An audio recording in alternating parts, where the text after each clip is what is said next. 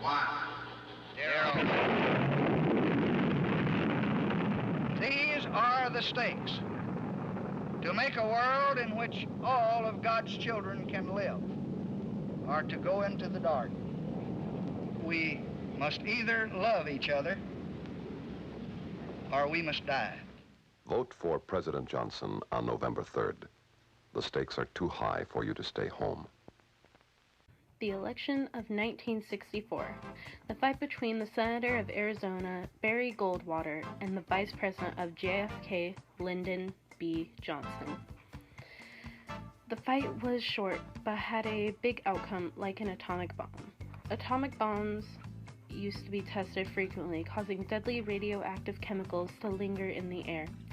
In 1963, a treaty called the Nuclear Test Ban Treaty was signed and now in effect. Barry Goldwater didn't like this choice. He actually voted against it. If he became president, the ban would have been kaput and bomb tests would resume. Lyndon, on the other hand, saw his opinion as an opportunity to reach to people and acquire more votes. So for this, Lyndon had the idea to use a scare tactic to entice people to vote for him. This led to a few presidential commercials. Do you know what people used to do? They used to explode atomic bombs in the air. Now, children should have lots of vitamin A and calcium, but they shouldn't have any strontium-90 or cesium-137. These things come from atomic bombs, and they're radioactive. They can make you die. Do you know what people finally did? They got together and signed a nuclear test ban treaty, and then the radioactive poison started to go away.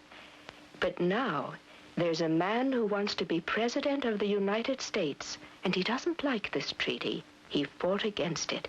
He even voted against it. He wants to go on testing more bombs. His name is Barry Goldwater, and if he's elected, they might start testing all over again. Vote for President Johnson on November 3rd. The stakes are too high for you to stay home. This made voters panic, and it seemed to have worked. In the outcome, Lyndon had a big number of 486 electoral votes, while Barry had 52. This then turned to a landslide victory for Lyndon and the sixth most lopsided elections in history. This is also known as a blowout election. Lastly, I would like to run down the many things Lyndon B. Johnson has done to benefit our country. After the election in 1965, Lyndon B. Johnson signed the Voters' Right Act, the law where African Americans can exercise their right to vote. Lyndon B. Johnson upheld civil rights, brought in laws governing public broadcasting, environmental protection, Medicare, Medicaid, and abolished poverty and aid to education.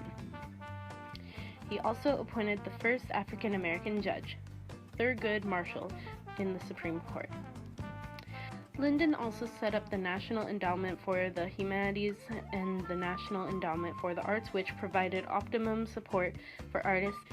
President Lyndon B. Johnson oversaw the Apollo 8 program, where the first man was flown to the moon. He brought the Immigration Act of 1965, which allowed non-Europeans an easier route to immigrate to the United States. That's all I have for now. I hope this short presentation has helped you learn more about our 36th president. Take care!